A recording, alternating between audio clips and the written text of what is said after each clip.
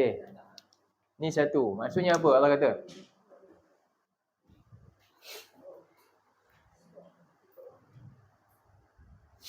Kalla, sekali-kali tidak, la tuti'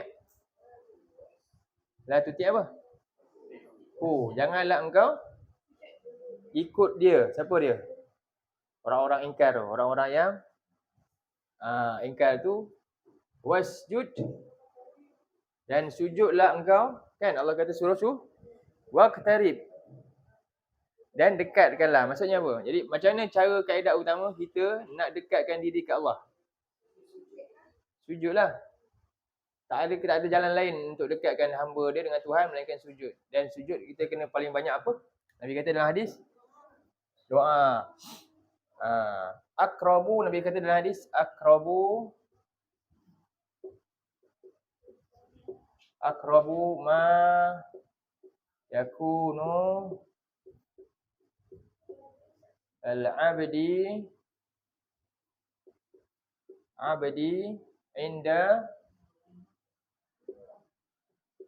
inda rabbih wa huwa sajid.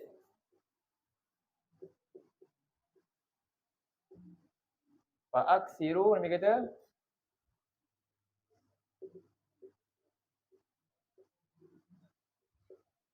fa'aksiru ad-du'a.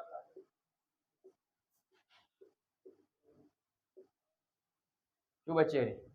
Akrabu ma yakunu al-abdu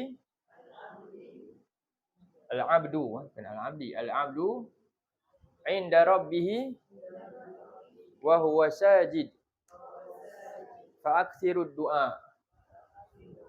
Okey, akrabu ni maknanya sama dengan macam azlama. Azlama paling zalim kan? Akrabu korek apa? Dekat. Maknanya bila akrabu paling dekat. Paling dekat hamba itu di sisi Tuhannya bila wa huwa sajid. Ketika mana dia sedang sujud. Paling dekat hamba dia kepada Tuhannya adalah ketika dia sedang sujud. Maka dia kena buat apa? Fa'aksirud du'a. Maka banyakkanlah doa waktu ni. Waktu paling dekat sekali sujud. Banyakkan berdoa waktu sujud. Antaranya apa waktu sujud yang paling mulia kita buat? Solat. Okey. Waktu solat.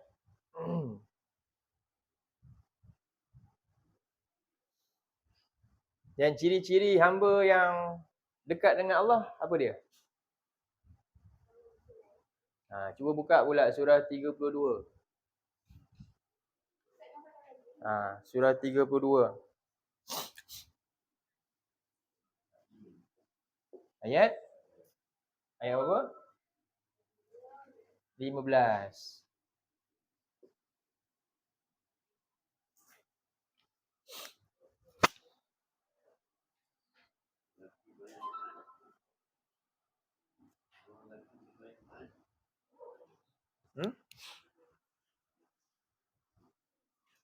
Ada? Surah apa? As-Sajdah.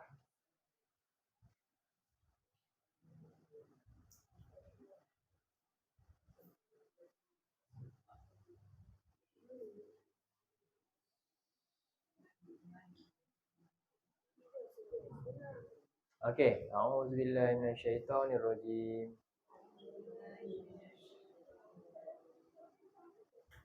Innama yu'minu biayatina alladhina idza dzukiru biha kharru sujjadan. Lagi?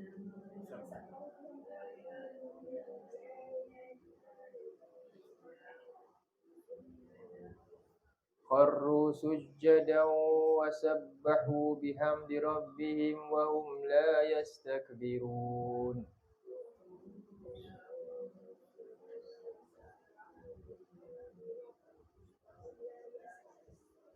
Itu ciri orang yang beriman. Jumpa dah? Muka surat berapa? 416. Cari. Ayat ni penting ni. Kita nak tengok. Ni ciri orang yang beriman. Allah iktiraf tu. Dia Allah kata apa tu? Innama. Apa dia? Sesungguhnya tidak lain. Hanyalah ini je cirinya apa? Yu'minu. Orang yang ia beriman dengan ayatina. Ayat-ayat kami. Apa dia? Apabila zukiru biha. Dibacakan, diperingatkan dengan ayat-ayat kami. Kat mana ayat-ayat Allah ni? Baca apa? Baca Quran. Bila Quran ni dibaca kat dia, kharru sujada. Dia pun buat apa? Dia menyungkur sujud. Jadi ni maksudnya sujud apa? Itu sujud tilawah salah satu. Sujud tilawah ni sujud wajib ke sujud yang sunat? Sujud sajadah. Sama ke dengan tilawah? Sama lah kan? Okey. Sujud tilawah. Apa ni? Itu sujud wajib ke sunat? Sunat. Jadi kalau tak sujud, hukum dia haram ke tak? Tak haram lah. Tapi sebaiknya sujud lah kan? Itu lebih baik. Okey, itu satu. Yang kedua? Jadi wasabbahu bihan. Kalau kita boleh sebut puji kepada Allah, pujian kepada Allah. Ya. Okey. Apa sujud yang sebenarnya yang wajib ni? Solat. Solat kita baca apa? Baca Quran. Dan tak ada pilihan. Lepas tu memang kena sujud. Itulah sujud yang paling yang wajib tu kat situ.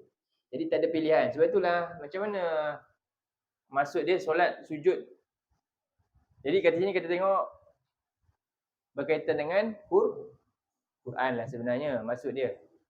Jadi bila sebut Quran pula kan, Quran pula dia dah tak ikat kepada zahir saja dah. Okey. Dalam ayat sekarang ni surah 32 ayat 15 ni, ciri-ciri orang beriman apa? Bila disebut ayat-ayat Allah, dia segera buat apa? Dia segera sujud. Maksudnya apa tadi? Dari segi makna pula. Sekarang ni zahir.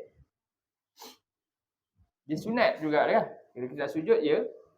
Tapi sebenarnya yang nak diketengahkan apa dia maksud tu kat situ, ayat tu. Bila dia sebut ayat Allah kharru sujadah. Cuba buka pula surah Al-Insyiqaq, surah berapa? Ini maksud maknawi dia yang masalah dia. Yang ni ramai yang boleh buat sujud ni. Yang kedua ni tak ramai yang buat, yang maknawi ni. Surah Al-Insyiqaq surah nombor berapa? Surah tadi simpan dulu. Ni 32-15 ni kan?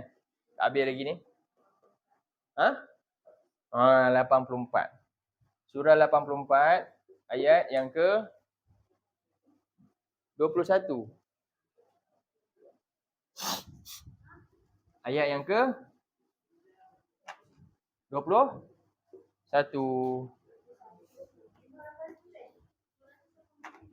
Jadi ni solat maksud dia. Yang ni apa? Taat. Surah 84 ayat 21. Jadi inilah ciri mukmin tu lah. Surah 32 ayat 15 Okey. A'udzubillahi minasyaitonirrajim.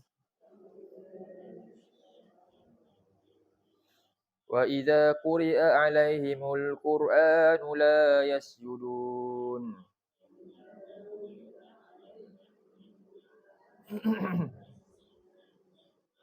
Dan apabila dibacakan kepada mereka Quran, apa berlaku?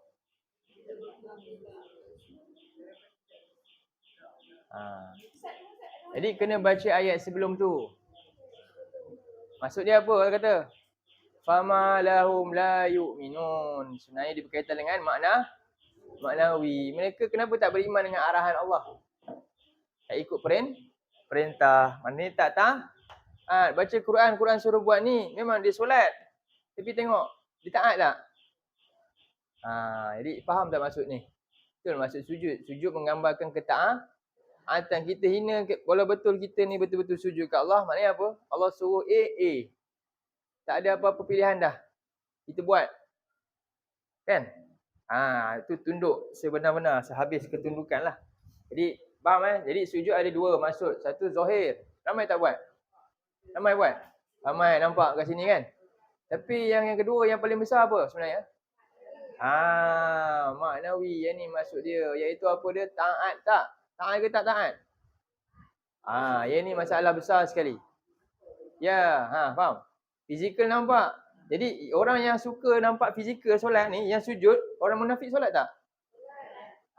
Dia masuk neraka paling mana? Kenapa? Sebab dia tak solat? Solat. Sebab apa? Sebab dia tak taat. Nampak tak? Jadi sekarang ni, solat Allah kata tak? Fawailul lil musallin. Kata tak? Ada tak? Ada tak Allah kata fawailul lit ta'ah? Celakalah orang yang taat kat aku. Tak ada kan? Tapi celaka orang yang solat tapi tak taat. Jadi makna sujud sebenar adakah sekadar solat dan kita sujud je? Tak. Makna sujud sebenar ada solat. Itu kita punya apa? Mukaddimah dia nak tunjukkan, ya saya sujud sekarang lepas solat, tengok sujud tak? Faham Ada orang dia sujud kat Tuhan bila solat je. Lepas tu dia jadi musuh Tuhan lepas keluar solat. Betul? Jadi itu kita faham maksud tu. Jadi nampak tak ni? Itulah maksud Allah kata masjid ni tempat mulia, yang mana akhirnya orang yang keluar dari masjid mendapat madrasah yang mulia, menjadi hamba Tuhan kat mana saja dia berada. Sepatutnya macam tu. Jadi masjid ni adalah satu kompleks pusat untuk bertarbiah manusia agar dia benar-benar sujud dekat tu Tuhan. Okey. Jelas? Ya, itulah hadis Nabi tu. Akhir zaman macam tu. Ada orang nanti apa dia? Akhir zaman ni pagi dia beriman, tiba-tiba petang kafir. Ada orang pula petang beriman, pagi esok kafir. Antaranya apa? Dia solat pagi tadi. Tengok lepas tu dia buat kerja bukan lagi untuk akhirat dia dah. Kan? Begitulah keadaan dia. Jadi kita faham Jadi sekarang ni ciri-ciri balik pada surah 32 ayat 5. Betul lah kata apa? Apakah sumber ketaatan paling utama? Kat mana arahan tu ada? Wa idza quri'al alaihimul Qur'an la yasjudun. Baca Quran, ilmu dalam Quran itulah untuk kita taat dalam dia. Jadi manusia yang sujud. Tapi Allah kata apa? Bila dengar arahan Quran, Allah suruh buat ni, dia tak ikut. Mungkin dia sujud, tapi sebenarnya apa? Dia tak buat pun.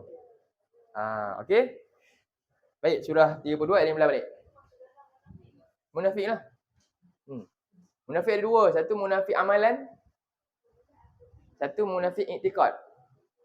I'tiqad ni memang dia sendiri memang berpura-pura sungguh lah. Satu lagi munafik yang dia tak rasa pun. Tapi amalan dia menunjukkan ya. Tadi dia buat ni.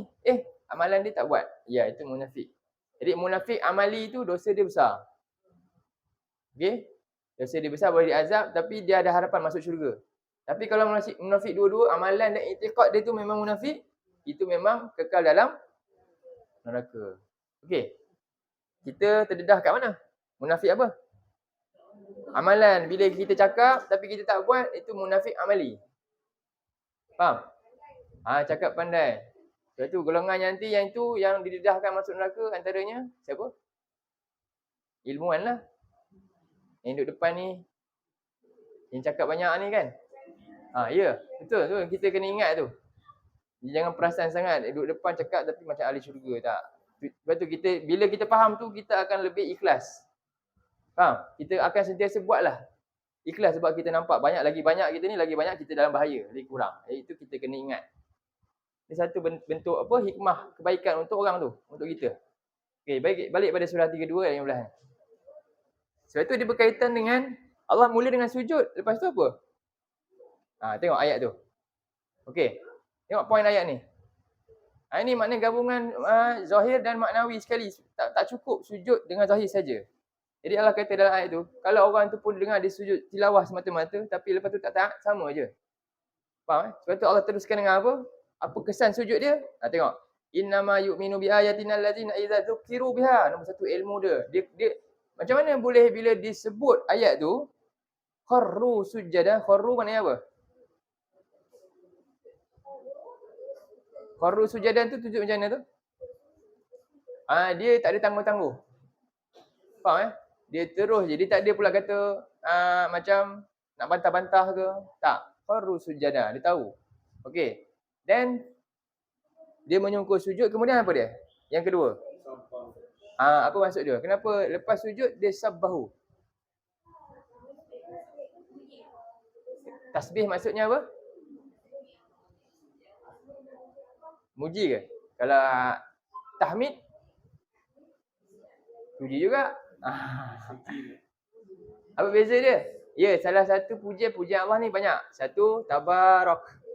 Kan? Kita kata barakallah. Barak tu puji juga. Puji dari sudut Allah ni Maha memberi kebaikan, keberkatan. Yang kedua, tahmid, puji juga. Sanjung Allah. Allah ni Maha ini ni. Yang ketiga, apa lagi? Apa lagi puji Allah? Lagi? Takbir. Kan? Takbir. Puji juga. Dan yang satu lagi, tasbih puji, tapi dari sudut mana? Jadi tasbih ni kita puji Allah dari sudut kita tolak segala bentuk kita punya suuzon kita ni. Kekurangan tu. Faham? Faham Kita ni contohnya buat kerja. Buat sungguh-sungguh, tiba-tiba kita dah minta pada Allah ni dapat ni kan. Tiba-tiba apa? Gagal pula. Kita mula suuzon tak dengan Tuhan. Aku dah doa banyak kali ni. Macam itulah kan. Allah ni ya ke ni kan kita mula kan. Itu kita dah mula rendahkan tu. Faham Jadi kita tasbih kepada Allah, apa dia? Angkat dia. Suci daripada segala kekurangan, kelemahan, dan dia pasti bagi keputusan yang paling baik. Kita je yang apa dia? Yang tak baik kita ni. Itu tasbih, tujuan dia tu. Jadi sujud, maknanya orang yang sujud dia akan buat apa? Dia akan bersangka baik dengan Tuhan, dia akan tasbih. Okey. Kemudian wasabbahu bihamdi, dengan apa? Memuji Tuhan dia. Kemudian wahum lengkap lepas tu. Dan dia tak Kenapa dia kata la yastakbirun? Apa maksud orang yang sombong?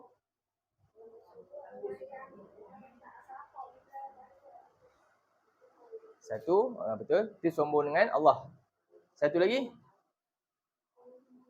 Bila dia dah sujud, dia dah banyak ibadah, dan dia rasa dia lebih baik pula daripada orang lain. Tak pula, tak. Faham tak? Dia tak sombong. Dia tak rasa dia lebih baik. Macam iblis. Itu maksud dia. Jadi ni penting tu. Jaga apa? Niat tu. Allah nak kata kita jaga tu. Wahum la yastakbirun, nanti dia tak sombongkan diri. Jadi kat sini lah mewakili semua ni. Maksud dia bukan sekadar solat dengan zahir dia tunjuk sujud tu. Tapi dia ikut segala perintah Allah ni. Okey. Jadi ini fungsi masjid. Okey, apa dia?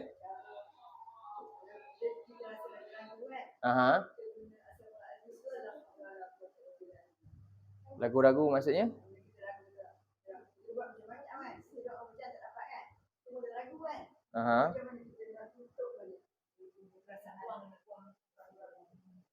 Nak buang keraguan tu. Boleh je tasbih semua, zikir lah. Zikir tu semua boleh je. Kita puji Allah, subhanallah balik ke.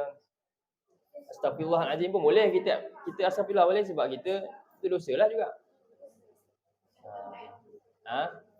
Istighfar lah dan sebagainya. Itu untuk jaga je lah kita.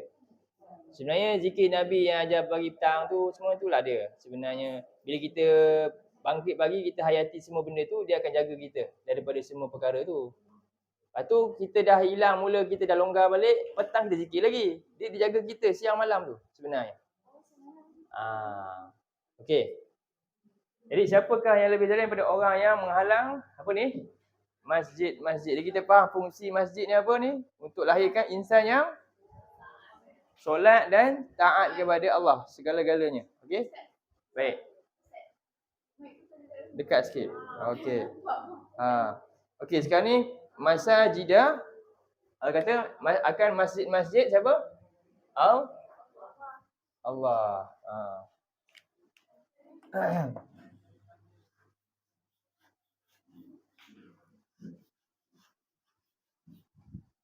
Banyak tak Jadi semua perkara yang dinisbah kepada Allah, maka dia jadi apa? Mulia. Kan? Contoh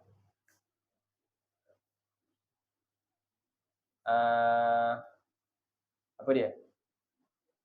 Hamba. Kalau nisbah kepada Allah jadi Abdullah. Jadi maka hamba ni hamba yang paling mulia. Ini panggilan kita yang mulia Abdullah. Kata Allah suka nama ni.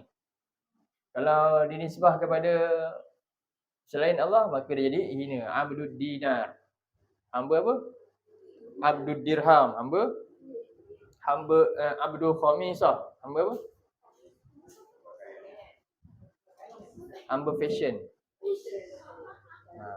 Jadi kalau nisbah jadi hamba fashion, kan? Dia akan sibuk untuk fashion tu je. Kalau tak ada dia rasa sedih, tanda dia dah jadi hamba fashion. Faham? Sama juga. Jadi nak keluar rumah ni jangan terlalu tak boleh keluar sebab masalah betul, berjam. Nabi sebut dalam hadis tu, hadis panjang tu, hamba wang, hamba dinar, hamba dirham, hamba pakaian, dua jenis ni lah. Fashion lah maksudnya. Sebenarnya dia bukan terikat dengan tu, itu simbolik kepada fashion manusia ni kan. Tapi apa lagi? Segala trend semua dia akan jadi hamba tu.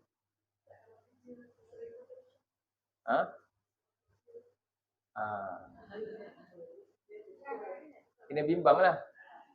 Sebab syubhat kadang-kadang kerana dia lah orang jadi hamba fashion tu. Dia adalah jadi pelopor kepada orang jadi hamba benda tu. Betul tak? Bahaya juga. Itulah ujian dia. Sebab itulah. Okey. Faham? Memanglah semuanya kaya. Kalau jadi hamba-hamba kepada dunia, memang dunia akan kayakan kita. Tak payah bimbang. Senang jadi kaya. Jadi je hamba dunia. Memang akan kaya. Okey. Jadi Abdullah paling mulia kan. Lagi? Naqatullah apa? Naqatu unta betina Allah. Siapa punya unta ni? Nabi Soleh punya unta. Naqatullah. Jadi mulia juga. Unta ni jadi unta yang luar biasa. Unta betina Allah. Kalau apa lagi? Golongan Hizbullah. Jadi kalau tak mula jadi Hizbus Syaitan. Lagi kita nak manusia ni dia perlukan apa? Memori. Allah cipta kita ada satu benda kat dalam kita punya minda. Apa dia? Atau hati kita. Disebut memori. Memori bahasa Inggeris. Melayu dia apa? Kalau dalam komputer dia ada memori kan? Memori. Dalam handphone ada tak? Dia ada RAM, ada ROM. RAM ni ingatan sementara. Kan? Ingatan sementara. ROM ni ingatan kekal. Dua-dua ada tu. Yang storage tu ingatan kekal, simpanan tu. RAM sementara. Kita pun sebenarnya macam ni juga kan. Jadi kita nama kita siapa? Insan. Kita ni pelupa kan. Jadi Allah bagi kita sesuatu untuk kita ada memori yang baik.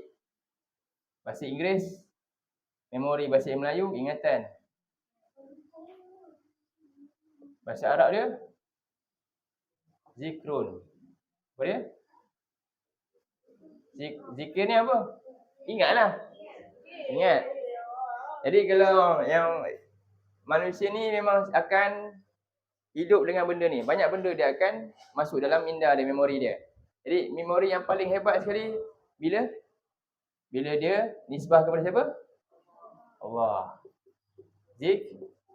Jadi zikrullah. Ramai tak yang buat ni? Ramai yang zikru apa? Antaranya zikrullah Allah bagi kita Al-Quran. Quran pula nama dia apa? Berupa tulisan. Sumber untuk kita boleh masuk dalam memori, kita kena baca. Betul? Baca yang paling mulia baca apa? Kitab lah kan. Tapi yang paling mulia bila nisbahkan dengan nama Allah. Jadi baca paling mulia baca apa? Kitab.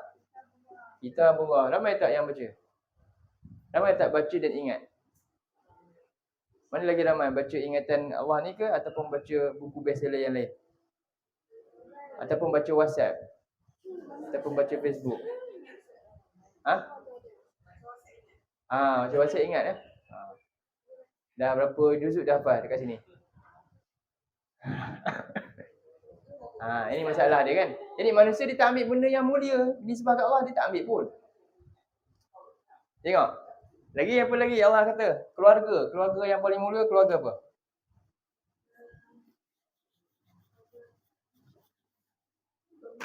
Jadi kita kata ahlu. Kalau keluarga kita, nama kita lah. Kita punya nama. Tapi Nabi kata keluarga paling mulia keluarga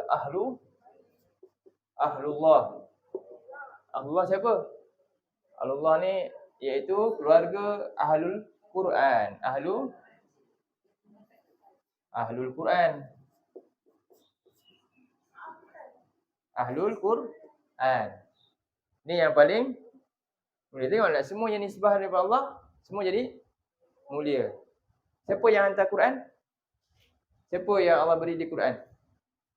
Quran ni macam barang yang perlu di-deliverkan, dihantar. Siapakah? Dia mesti orang istimewa nak hantar benda mahal ni. Dia tak boleh sebarangan. Kan? Hantar barang mahal ni, dia mesti, apa dia? Contohlah, kalau kita tengok ada barang-barang dekat trailer tu besar tu, dia ada escort tak? Kan? Dia ada escort belakang kan? Mahal barang tu kan? Sebab orang boleh khianat benda tu. Jadi, Quran ni paling mahal daripada segala-galanya. Kalau dia hantar orang yang tak jujur, agak-agak macam mana? Jadi, penghantar Quran pertama, Jibril disebut Ruhul Amin. Jibril disebut Ruhul Amin, amanah. Dan dihantar diutus siapa? Rasulullah yang digelar kat dunia siapa? Nama dia Al-Amin, yang amanah juga. Jadi bila sebut macam tu, Nabi inilah penghantar, Nabi inilah utusan dia. Yang penghantar dia, Rasul. Dan nisbahkan kepada siapa? Rasulullah. Tengok, semua mulia. Semua mulia. Tapi semua yang mulia-mulia ni kita ambil tak? Betul-betul. Kita habiskan nak masa untuk yang ni semua. Zikrullah. Abdullah kita kata. Betul ke kita hamba Allah? Bila kita hamba Allah, masa solat saja? Masa kerja jadi hamba siapa?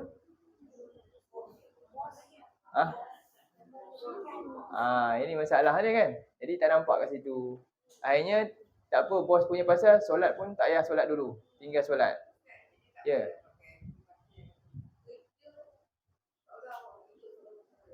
Apa dia? Kerja.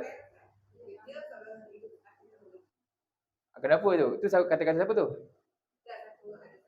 Itu kata-kata Umar Al-Khattab kan? Kata-kata Umar tak silap saya. Betul? Umar Al-Khattab. Betul kata-kata tu? Tapi maksud dia macam tu. Nabi ada, itu berdasarkan hadis juga. Kalau dah nak kiamat nanti pun, kita ada benih kan? Nabi suruh buat apa? Tanam benih tu. Dunia ni selagi kita ada, kita usahakan. Nabi kata macam tu. Usaha untuk apa? Sebab dunia jambatan akhirat. Itu maksud dia. Faham Dunia jambatan untuk akhirat. Nabi kata bertakwalah kepada Allah walaupun kamu ada separuh kurma je. Kan? Separuh kurma tu kamu boleh dapat selamatkan diri daripada apa? Api neraka. Jadi maksud macam itulah. Bila kita tanam benih, dapat pahala tak? Dapat. Kalau benih tu tumbuh ada orang makan, dapat pahala tak? Dapat makanan. Itu maksud. Tujuan kita tanam untuk dapat pahala akhirat. Itulah maksud dia. Betul lah tu. Tapi kalau orang tu faham maksudnya ni, maknanya kita kena kerja untuk dapat dunia semua, itu salah.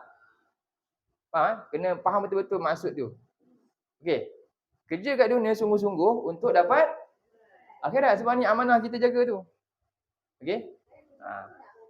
Ya, kerja kita jaga semua, jaga perintah Allah lah. Tapi kalau dia kerja tadi tu, kerana ni jaga ni, dia tinggal solat, tu jaga amanah ke? Tak, maksud dia macam tu. Kalau kita jaga dengan pekerja yang ikut arahan betul-betul, itu perintah Allah kan? Dan dia ikut arahan Allah, dia jaga semua. Kan? Segala amanah yang diberikan dia jaga. Kan? Dan apa yang diberi itu dia buat apa? Dia guna juga untuk taat kepada perintah Allah yang lain. Itulah maksud dia. Tapi ramai manusia dia buat tak kerja-kerja itu. Jadi kita kena macam itulah dari sudut itu. Jadi semuanya berkaitan ni. Baik. Jadi kita balik pada isu ni. Siapakah lazim daripada orang yang dia menghalang masjid-masjid daripada Allah, masjid-masjid bagi Allah untuk apa? Masjid-masjid bagi. Masjid-masjid bagi Allah untuk jurus sekarang apa?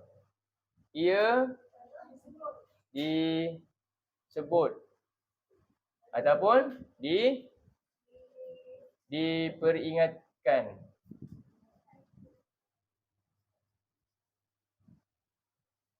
Fiha di dalam apa?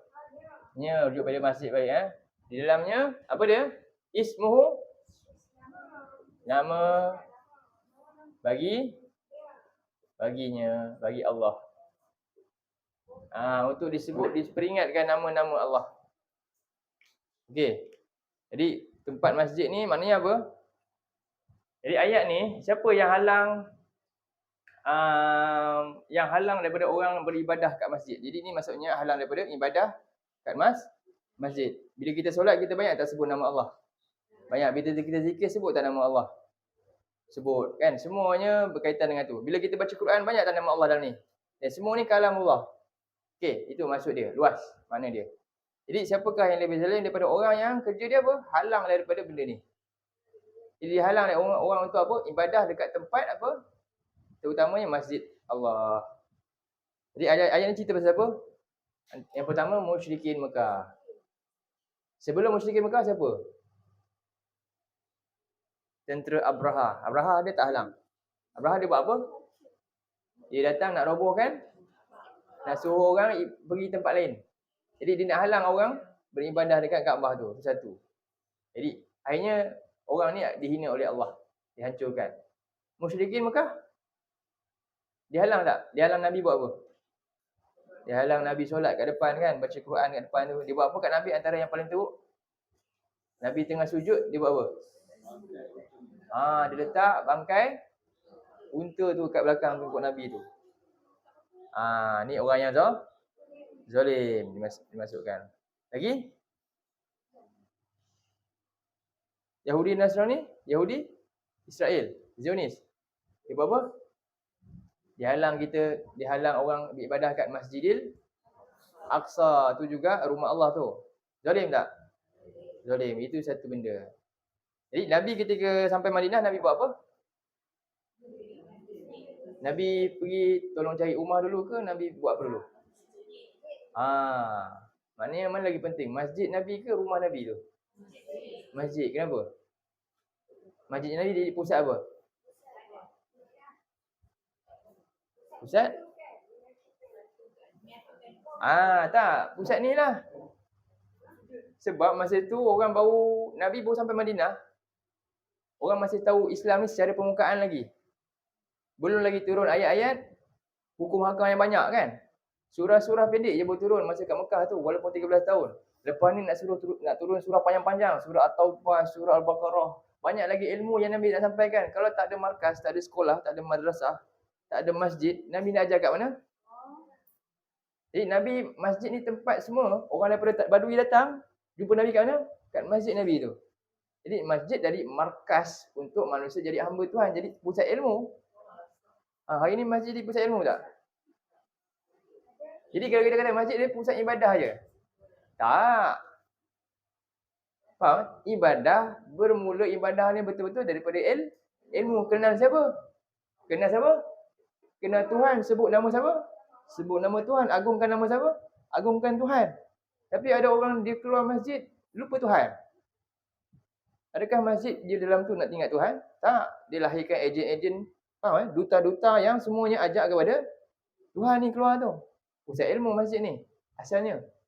Jadi sama juga. Maknanya tadi kita kata musyrikin, Abraha, Yahudi. Tapi kalau ada orang Islam, tapi masjid dia dihalang untuk orang kenal Tuhan, untuk ajar tentang Tuhan. Sama tak? Sama. Memanglah pedih nak cakap, tapi itulah benda dia yang kena dicakap. Sama maksud dia. Faham tak? Jadi cuba tengok surah 9 ayat 105 kot. Kan. 109.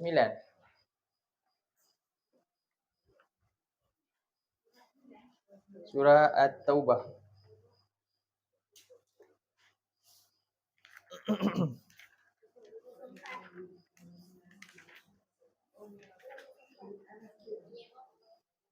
Okey. Ayat 107. 7. Panjang sikit. 107. 107 hingga 109.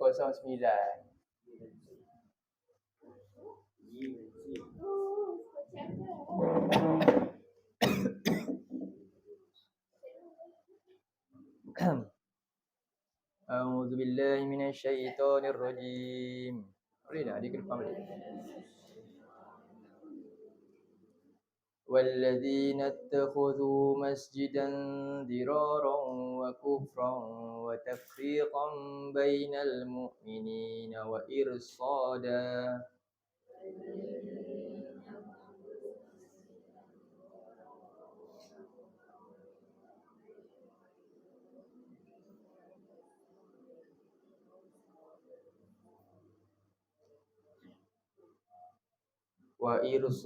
لمن حارب الله ورسوله من قبل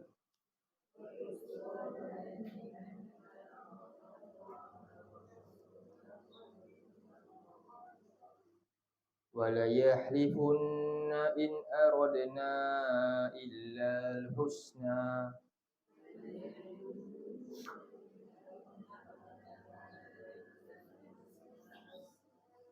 وَاللَّهُ يَشْهَدُ إِنَّهُمْ لَكَاذِبُونَ.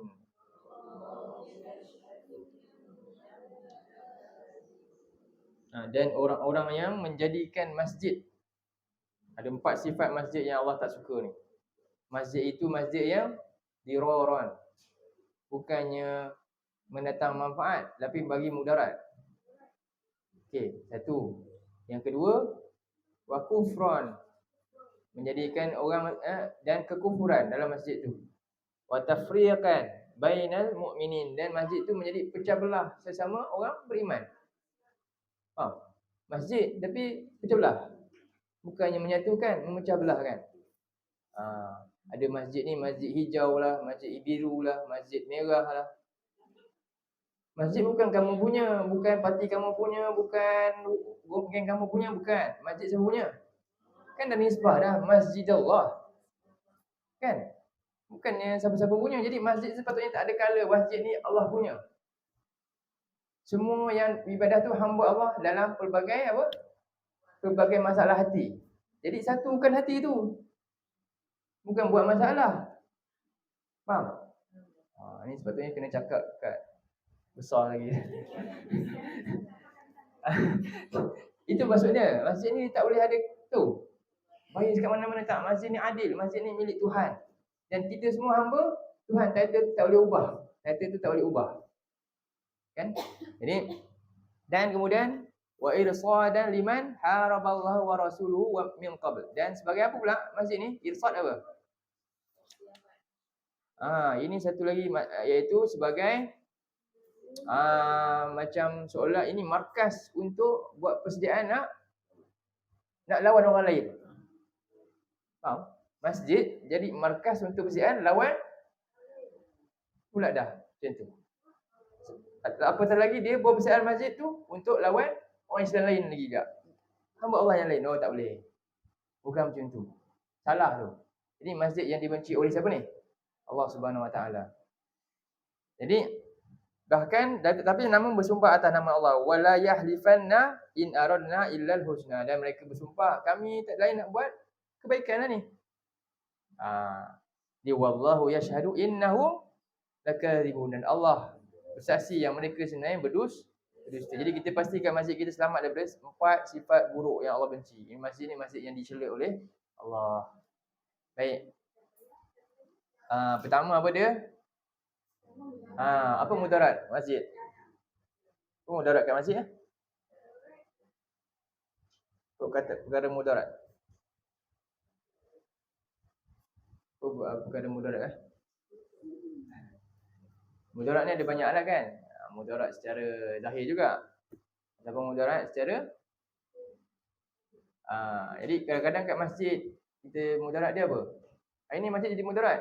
Masjid ada wifi. Ada kan? Jadi saya pernah pergi masjid tu. Masjid tu di port budak-budak main game. Ni Ramadan ni lagi lah ni. Ya, saya masuk bukannya pukul 3 4 pagi, bukan buat kita buat iktikaf kan? Tak, dia lepak satu kumpulan main game semua sebab pakai wifi apa ni? Tu masjid dirah tak? Mudarat. Masjid tempat yang Allah mulia, tiba-tiba tempat mulia dicemari oleh benda yang ini dalam game tu macam tu. Boleh tak? Belum lah, tapi nanti dia kata apa? Kurang-kurang dia main game dekat masjid. Ya Allah. Macam tu ke? Itu ke pemikiran kita? Tak, masjid rumah yang mulia. Maknanya dia cemar tempat yang mulia lah. Okey, pergi main game dekat Kaabah tu. Kalau macam tu lah kan? Dengan ni nama dia apa? Apologetik. Sifat apologetik tak kena tempat. Berlaku tu. Jadi masjid tu masjid apa nama? Dirar. Dia mudaratkan lagi pula. Jadi orang buat perkara lara dengan dalam keadaan menyangka, okey, mulia lah tu, melara yang mulia pula dah. Macam tu ke? Jadi kena dibetulkan mindset ni. Sebab ada orang anggap macam tu. Bila kita tegur, kata, kurang-kurang dia tak adalah lara kan, dia duduk masjid juga. Macam tu ke? Jadi sebab apa? Sebab dia tak ada benda nak isi kat budak tu. Dia pun tak reti. Sepatutnya dia tarbiyahlah ni. Maksudnya orang kat masjid, kamu isi dia program yang berguna. Jom kita belajar Quran ke apa ke. Dia tak buat yang tu. Dia tak ajak untuk sebut nama masjid, tempat sebut nama siapa. Berlaku tak ni saya cakap ni? Berlaku, saya nampak sendiri. Ya kan? Macam itulah akhirnya jadi macam tu. Sedangkan dalam surah Al-Mu'minun apa sebut? Qad aflahal mu'minun allazina hum fi solatihim. Ya, itu orang berjaya, dia khusyuk solat dia. Macam mana cara nak khusyuk solat? Allazina hum anil lagwi mu'ridun. Perkara lara dia cuba tolak habis-habis, dia cuba tinggal, jauhi. Tiba-tiba kita bawa benda tu kat dalam tempat yang untuk orang khusyuk solat. Boleh ke?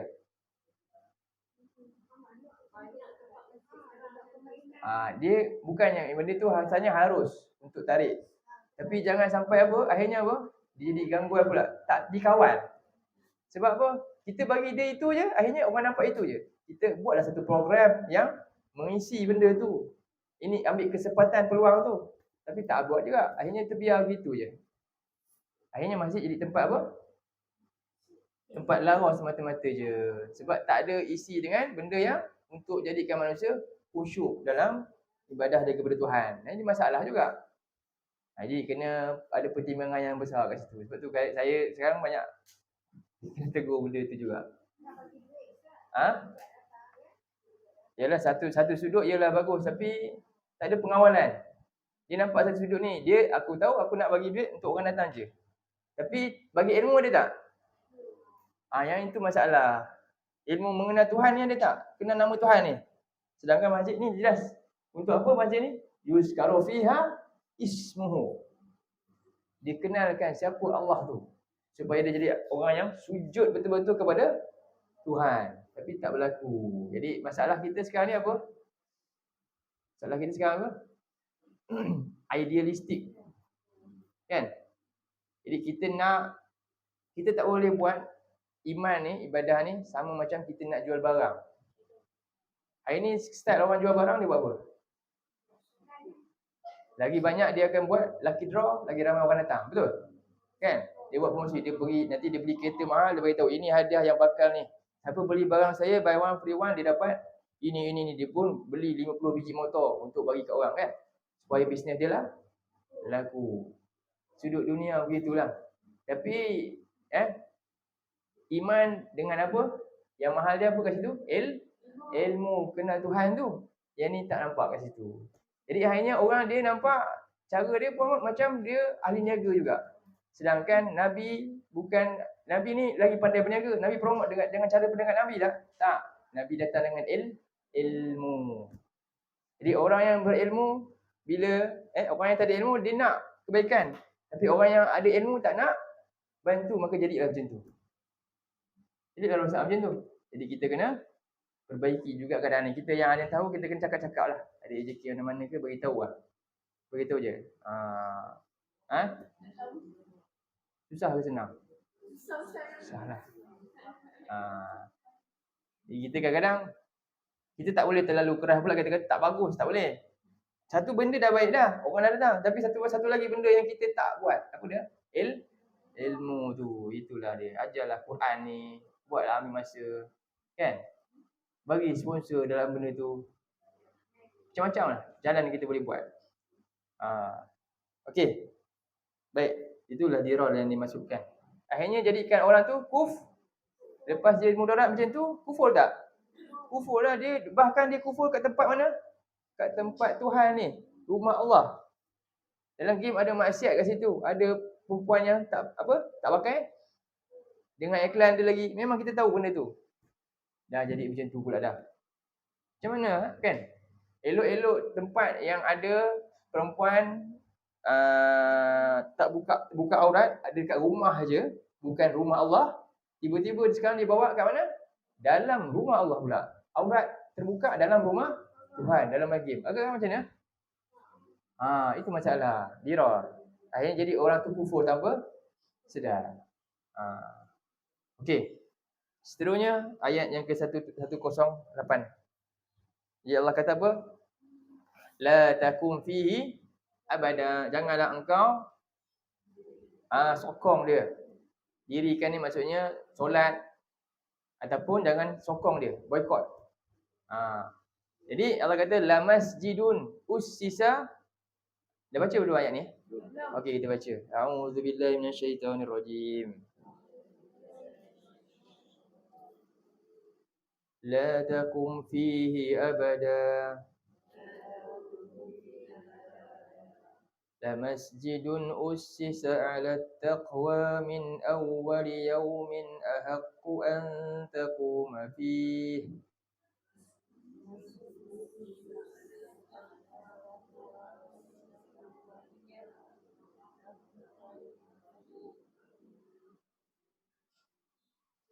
Fihi rijalun yuhibbuna an yatatahharu.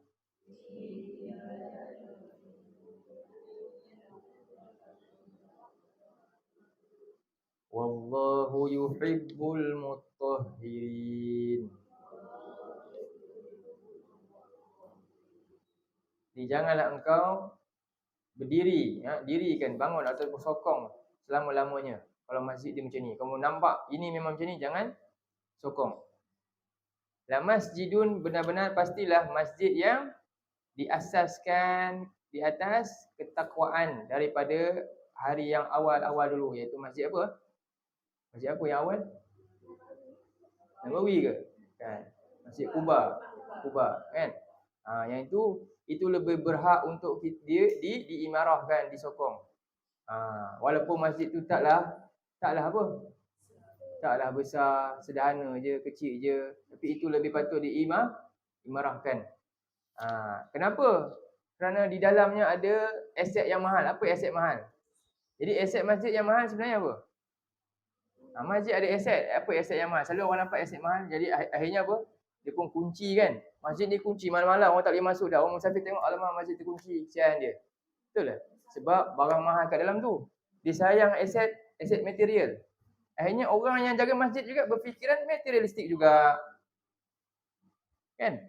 Ni masalah juga. Macam mana? Kan?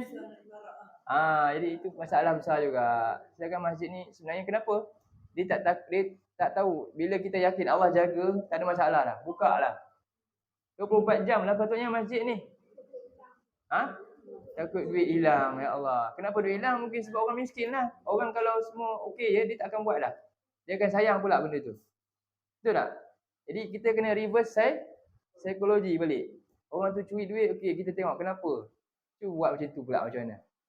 Jadi benda-benda macam ni kenapa orang bimbang apa dia? Barang kat masjid. Orang nampak yang mahalnya apa? Yang mahal kat masjid siapa? Sebenarnya yang mahal kat masjid tu apa? Jemaah masjid tu. Jemaah yang hadir itu dalam keadaan dia takwa. Kita lahirkan orang yang takwa yang keluar itu yang mahal. Bukan barang-barang dia. Masjid Nabi ada tak barang macam itu? Lampu chandelier, tiang. Masjid Nabi pelepah tamar. Masa zaman tu. Sekarang hebatlah. Dulu. Ini cerita yang dulu ni. Yang hebat, yang radhiyallahu an. Allah kata, Allah jamin ahli syurga. Kita cerita sekarang yang telah pun confirm masuk syurga punya orang. Kan? Jadi macam mana? Apa yang paling berharga dalam masjid tu? Nabi? Para sahabat tu semua orang yang bertakwa. Tapi hari ni masjid, harta mahal tu dah hilang. Yang mahal material tu dalam masjid. Betul? Jadi kita nak biar je macam tu. Bina nak lari. Sebab tu Allah kata apa? Masjid yang ni, Allah kata fihi rijalun yuhibbuna ay yatatah. Sebab apa yang mahal masjid ni? Kenapa masjid ni walaupun dia punya luar biasa je. Masjid yang tadi Dira tu diorang buat cantik-cantik. Faham? Masjid Kubah ni biasa dan tak ada pun orang, biasa-biasa je. Tapi apa? Sebab yang mahal ni kamu kena, Allah kata dirikan yang ni, sokong yang ni sebab dalam ni ada para rijal, orang-orang yang berjiwa besar yang cinta untuk bersihkan diri dia. Ini yang mahal. Di masjid yang mahal rupanya apa dia? Jemaah, orang yang hadir masjid tu mahal, hargai dia. Siapa yang datang, hargai dia. Ini kita tutup tak nak bagi orang datang pula dah. Betul ke? Masjid macam tu. Banyak tu kan. Pedih-pedih juga nak katanya. Yalah, hakikatnya macam itulah. Yang kita kena sedari. Jadi wallahu yuhibbul mutahhirin. Allah suka orang ni. Allah kata iktiraf, aku suka orang ni. Allah suka ke hias cantik tu? Allah tak cakap apa-apa pun benda tu. Silakan, itu haruslah nak buat. Tapi yang Allah suka bila masjid tu ada orang yang suka untuk sucikan diri dia. Orang yang cinta ilmu. Orang yang nak belajar. Orang yang cintakan Allah. Itulah masjid yang mahal. Itulah mahalnya sebuah masjid tersebut. Okey. Jadi seterusnya ayat 19. Kita baca afaman assasa bunyanahu ala taqwa minallahi wa ridwani khairun amman assasa bunyanahu ala shafa jurufin har.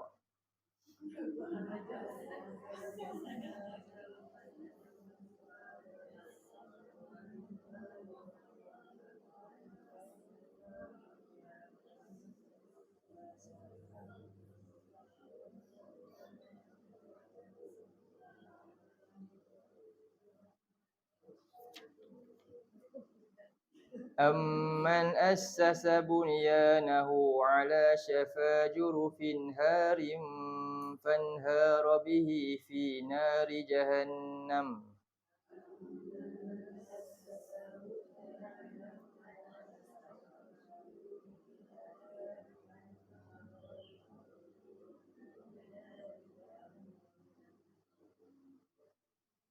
Wallahu la yahdil qaumadh zalimin.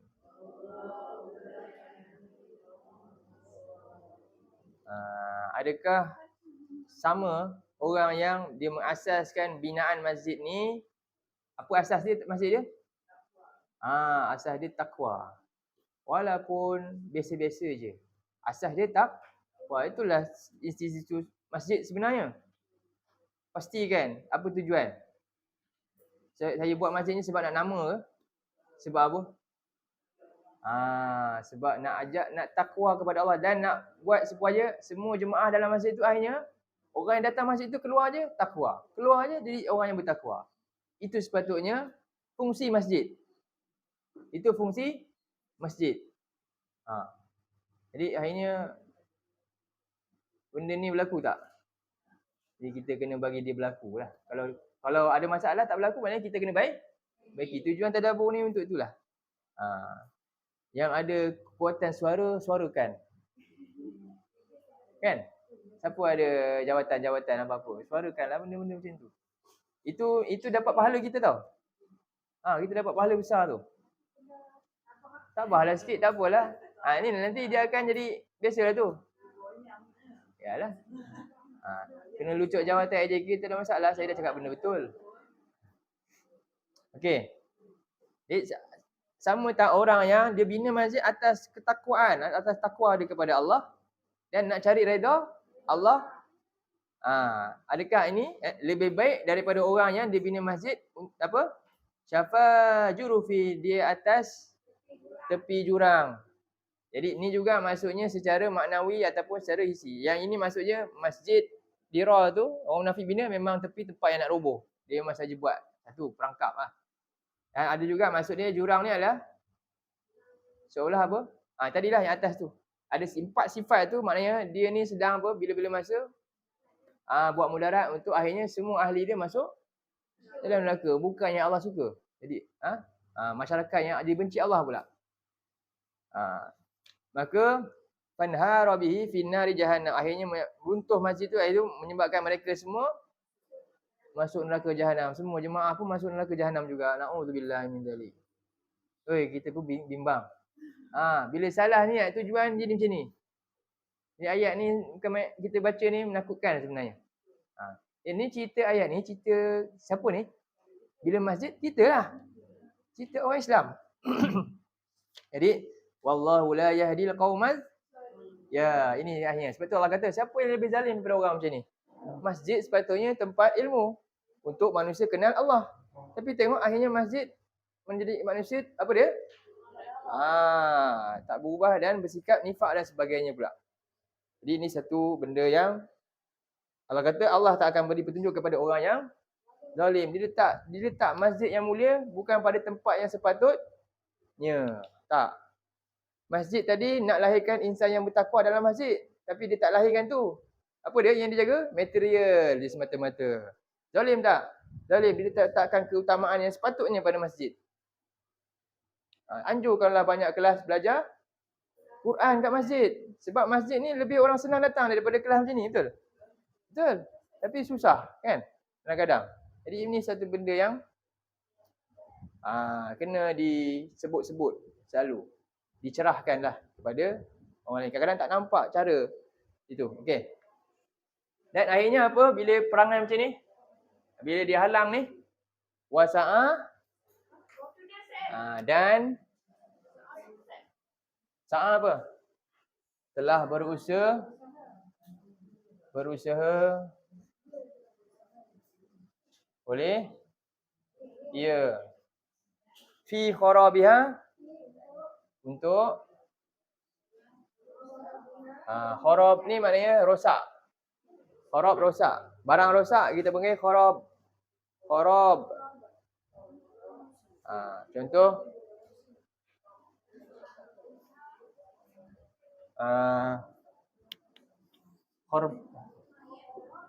korbanu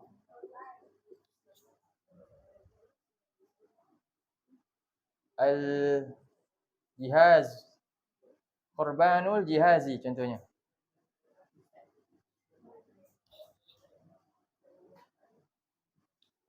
Khoroba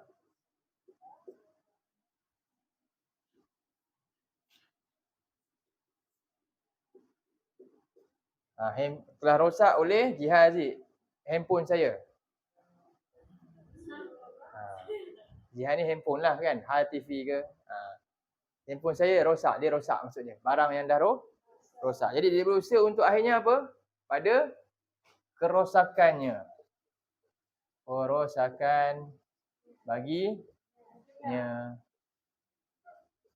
Akhirnya dia bukannya baik, dia rosak. Masjid tu bertambah rosak. Maksudnya rosak apa? Apa yang rosak? Fungsi masjid tu rosak. Tapi masjid tu dalam tu lawa je. Duit ada juta-juta dalam tu. Tapi disimpan je. Sepatutnya orang yang nak belajar tak payah keluar Tak payah sewa dah. Dia tahu nak belajar Quran je, tak payah sewa dalam masjid. Free lah ambil. Kami ada duit, kami sponsor semua. Yang penting saya nak semua akhirnya keluar jadi orang yang bertakwa. Betul tak? Mudah lah maknanya. Tapi kadang-kadang jadi masjid jadi tempat perniagaan pula. Susah. Betul tak? Bagi dengar kat orang. Macam itulah keadaan dia. Ya. Jadi tak payah kita nak kena ada ni. Jadi orang mari Ahnaf semua mari free je. Masjid sponsor semua. Kan? Oh, susah nak jumpa kalau macam ni. Kalau ada macam ni lah. Susah nak jumpa. Kalau ada alhamdulillah, sokonglah. Jadi itulah dia. Baik. Jadi Allah kata apa akhirnya? Kalau macam inilah jadinya, orang yang diberi amanah kepada masjid ni, macam inilah perangai dia. Apa berlaku akhirnya? Dia bawa kerosakan. Ulaika, mereka itu mereka itu ni tidak, betul. Tidak adalah ia lahum bagi mereka bahawa ya dahulu mereka memasukinya. Nya ni rujuk pada apa? Masjid. Jadi maksudnya tidak sepatutnya lah, tidak patut. Bila makana maknanya tidak patut. Tidaklah patut bahawa mereka masuk masjid itu illa melainkan khaifin, orang-orang yang bagi mereka bahawa mereka memasuki akannya lah ni akannya masjid tu melainkan orang-orang yang takut. Jadi orang yang sepatutnya masuk masjid ni orang yang ada sifat khaufullah, takutkan Allah. Bahawa mereka memasuki akannya melainkan dalam keadaan ni hal. Dalam keadaan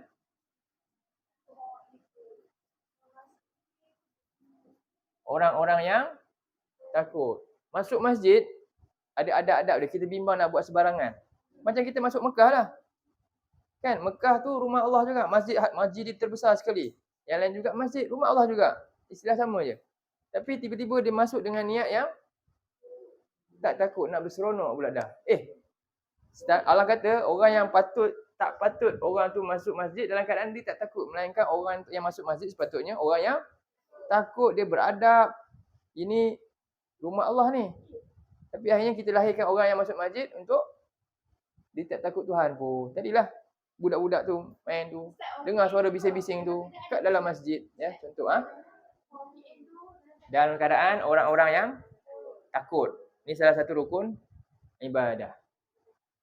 Jaga apa yang Allah perintah dalam masjid, jangan buat bukan-bukan dalam masjid. Dilarang, sebab tu dah dilarang untuk apa? Diagungkan benda lain selain masjid sama juga. Dalam masjid jangan buat syirik kepada Tuhan. Kan? Sebab tu antara yang dilarang kubur, dalam masjid dilarang juga semua benda-benda tu. Yang boleh akhirnya itu satu hal. Dan benda-benda lain lagi lah. Okey. Jadi lahum akhirnya orang yang macam ni apa dia? Jadi ingatlah, masjid, asas bina masjid apa tadi? Nak lahirkan jemaah yang akhirnya bertambah apa? Takwa kepada Allah. Takwa kepada Allah. Sepatutnya itulah fungsi masjid. Fungsi masjid, pastikan jemaah itu bertambah takwa kepada Tuhan yang keluar tu. Yang kedua, yang nak masuk masjid semuanya sepatutnya ada sifat apa dia? Takut nak buat sebarang-sebarang kan. Ada adab yang sepatutnya dijaga. Saya nak ibadah ni kepada Allah, kan?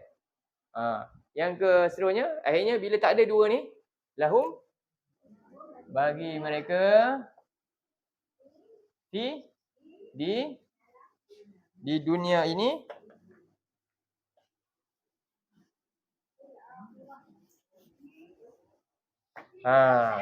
Di dunia apa? Di dunia di dunia lah, di dunia inilah. Di dunia ini apa dia? Khizyun apa? Kehinaan. Kehinaan.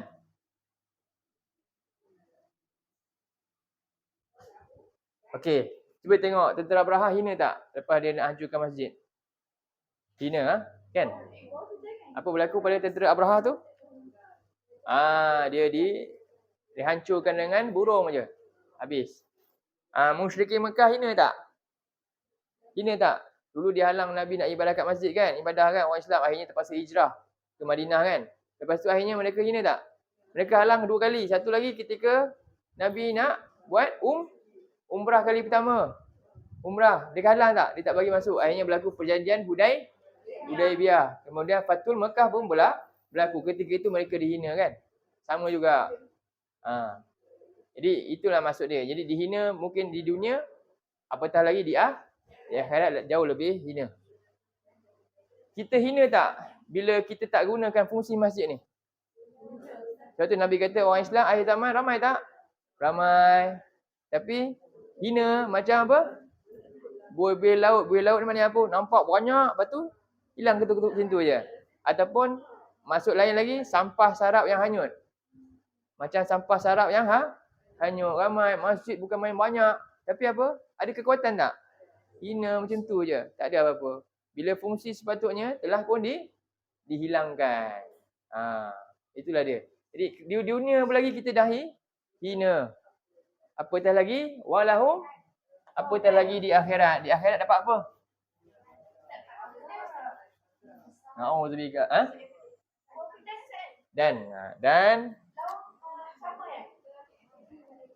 Dan bagi mereka di akhirat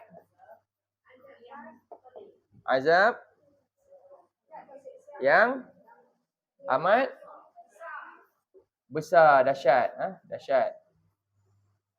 Azab yang amat dahsyat. Kenapa? Jadi rupanya kita tengok kesimpulan dia, azab yang dahsyat ni maksudnya Allah bagi apa? Sama dengan ayat mereka ni dapat laknat daripada Allah. Maksud hina ni di dunia dapat laknat daripada Allah dan seluruh dan la'inun, seluruh yang melaknat.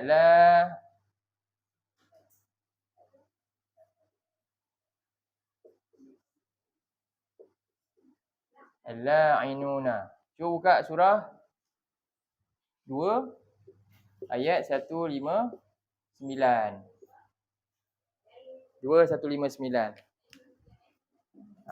Surah 2 159. Depan sikit je. Atas sikit lagi.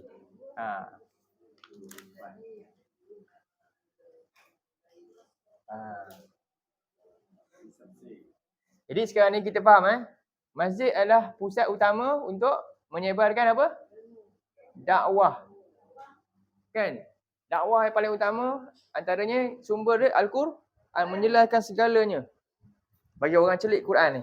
Itu masjid. Jadi bila tak digunakan fungsi itu, Quran ni Allah kata apa? Zalikal kitabul la raiba fi hudan lil, dan asas bina masjid untuk lahirkan siapa? Orang yang bertakwa, sumber dia Al-Quran. Tapi masjid tak jadi ejen yang itu. Tak luaskan benda tu. Tutup benda tu. Jadi akhirnya apa? Ini masjid yang akhirnya Allah sebut. Kalau macam ni lah sikap kita bimbang termasuk golongan yang dilaknat. Sebab apa? Ini rupanya termasuk perbuatan menyembunyikan ayat-ayat Allah sebenarnya. Jadi kita bimbang. Allah kata apa? Dia baca ayat tu, menyembunyikan kebenaran. Kita baca, a'udzubillahi minasyaitonirrajim.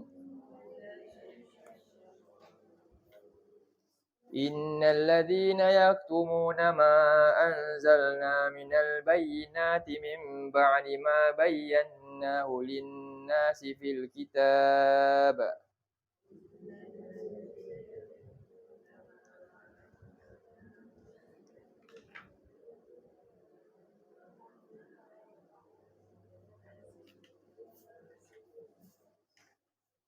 Ulaika yal'anuhumullahu wa yal'anuhumul la'inun.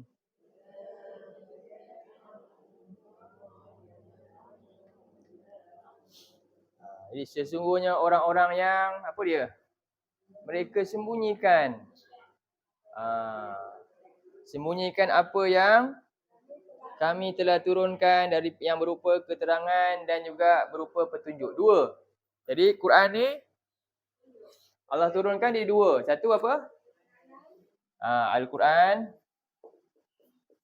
Satu Al-Bayyinat. Al-Bayyinat. Yang kedua Al-Huda. Apa beza dia? Al-Huda. Apa beza? Okey, kita macam ni. Ada orang datang kat kita. Jalan nombor rumah sekian-sekian. Rumah siapa kat sini? Rumah Cik Azhar kat mana? Kan?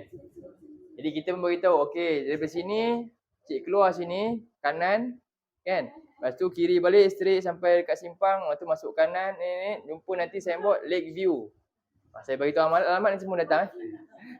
Kan? Okey, lepas tu rumah nombor sekian-sekian. Okey tak? Jadi kita memberitahu patut orang tu pergi. Itu nama dia kita bagi apa? Ni yang pertama. Okey tak? Okey tak orang macam tu? Kira okey lah dia bagi keterangan. Tapi yang lebih hebat lagi, encik tunggu kejap. Lepas dia bagi tu, nampak macam blur ni. Okey, encik tunggu. Jom, encik ikut saya. Sampai rumah. Itu nama dia apa?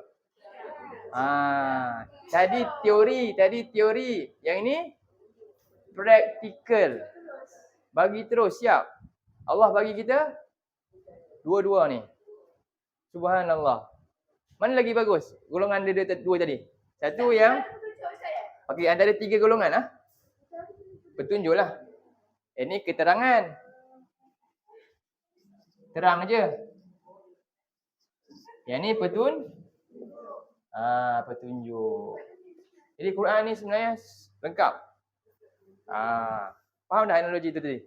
Jelas kan? Jadi dari 3 golongan mana lagi baik? Yang pertama, tak bawa apa-apa pun. Tak bagi keterangan, tak bagi petunjuk. Yang kedua, bagi keterangan tapi tak tunjuk. Yang ketiga ni dua-dua. Mana yang Allah tak laknat? Yang ketiga. Jadi kita kena buat apa? Kena buat apa kerja kita ni? Kena sampaikan tadi yang ada AJK tu sampaikan. Kan? Semua. Bahkan orang tu bukan dia ada macam kita ni mungkin tak ada apa-apa. Saya cukup nak cakap, tak ada kuasa apa-apa. Tapi kalau orang tu ada amanah, dia memiliki di bawahnya masjid. Sebab Allah kata tak ada yang lebih jalan daripada orang ni. Sebab apa? Orang ni ada benda. Tapi dia buat apa? Dia sembunyikan. Memanglah Allah kata inilah yang tak ada orang lebih jalan daripada orang macam ni. Dia menyebabkan apa? Punca ramai orang jadi jahil dan akhirnya ramai orang masuk. Ya, sebab itulah. Faham? Sebab tu Allah kata ni paling zalim. Jadi ya betullah. Kita faham dah kenapa ayat ni Allah kata apa? Siapa tak ada orang yang lebih zalim daripada orang ni. Jadi Allah kata apa? Sesungguhnya orang yang mereka sembunyikan keterangan dan petunjuk sesudah apa? Kami jelaskan kepada manusia kat mana? Dalam kitab ni. Allah kata apa? Mereka itulah orang yang dapat laknat Allah. Allah hina dia di dunia, bahkan lebih lagi di akhirat. Dan bukannya Allah je laknat, siapa lagi laknat? Al-la'inun. Semua orang lah laknat dia. Dan nanti ahli-ahli neraka juga akan laknat dia, tambahkan dia lagi. Sebab apa? Punca dia kami tak tahu. Dia ada benda, ada kuasa, tapi dia buat apa?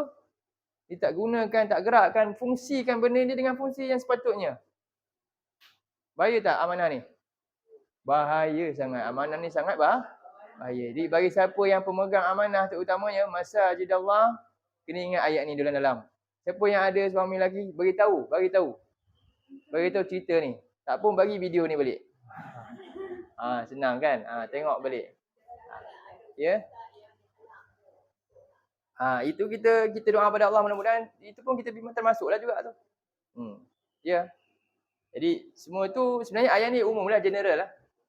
Kepada siapa saja, tak kira lah sebesar-besar kerajaan ataupun tak, semua kena sama je. Siapa, jadi ini untuk siapa ni? Untuk nilai apa yang kita dah buat ni masing-masing. Semua akan jawab depan tu Tuhan, dan kita bimbang, termasuk tak kita golongan ni atau kita yang selamat? Itu je. Fikir diri masing-masing lah ni kan. Bila kita fikir, itulah yang paling penting. Okey, cukup kita sampai sini. InsyaAllah pada Ramadan kita start pukul 10.30 lah. Okey, surah Al-Lail. Jadi Ramadan kita akan buat surah Al-Lail kita akan jumpa berapa kali Tiga kali Tapi lewat sikit kelas tu 10.30. Sebab saya ada kat Masjid Ridwaniah, saya ada bengkel tu lah. Siapa nak hadir boleh lah, silalah datang. 9 pagi. Tapi kalau hari Khamis awal sikit tu, lepas tengah macam tu. InsyaAllah. Tadarus, tadabbur, mencungkil rahsia kalimat, surah Fusilat lah. 20 hari, 1 sampai 20 Ramadan. Buat kat masjid. 1 sampai 20 Ramadan. Dan ada rakaman semualah. Kalau siapa nak datang, boleh. Kalau memang tak boleh nak datang, tak apa. Kita akan bagi rakaman. Ada nota, ada buku kerja. Kami buat buku kerja. InsyaAllah. Okey. Itu saja untuk kita akan khatam surah Fusilat lah. Kami buat khatam surah Fusilat 20 hari. Al-Lail 21 ayat tapi saya bagi 3 part. Sebab ayat dia pendek-pendek je. 3 part. Surah Al-Lail untuk bulan Ramadan kita. Jadi kita berhenti surah Baqarah sampai ayat berapa ni?